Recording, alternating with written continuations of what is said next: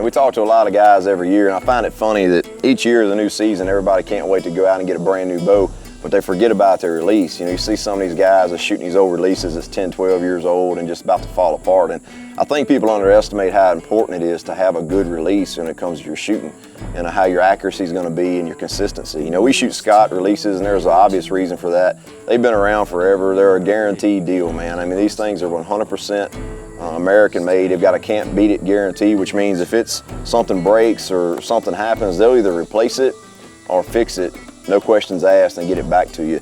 You know, it's very important when you go to look at a Scott release to see which one you would like to have. This is mainly preference, but they've got 3 different styles of connectors. They got a nylon strap that'll basically allow that release to just kind of fall down on your arm as you're climbing or doing whatever you want to do in a deer stand, using your grunt calls or what have you.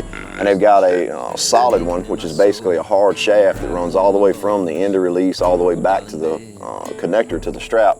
Then they've got a hybrid that is a little bit of both, you know, which is obviously, that kind of explains itself. So the other thing, there's several different types of clasp you can get. You can get the double clasp, the single clasp, or the one that's got just a hook, like the saber hook.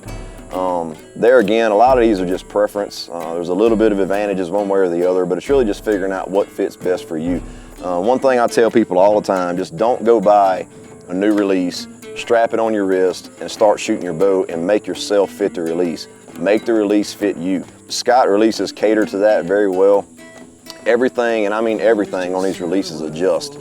You can adjust the strap, you can adjust the trigger pull, and I tell people, once you get it where you know it's where you like it, where your anchor point's the same every time, and it's time for you to set your trigger. And when you set your trigger, you can set the poundage on it. This isn't like shooting a rifle. You're not gonna have a bunch of pull, and then it goes off. There's no travel in these triggers when they go off. So what you want to look for, they've actually roughed up the trigger themselves to where you've got a good grip. You want it to fall right on the end of your index finger. I usually like to put mine right about in the crease of your finger right there at that last knuckle to where it's comfortable. And when you decide you're ready for that shot and you just start applying a little bit of pressure, it'll go off instantly. For you guys that don't like it quite as tight, you can take a Allen screw and actually adjust the sensitivity and adjust the poundage on it.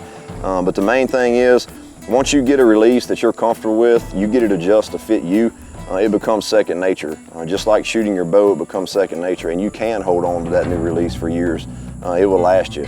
Look into a Scott releases, like I said, we use them and there's reasons for that. They've never let us down. We trust them 100% and we think they do a good job for you as well.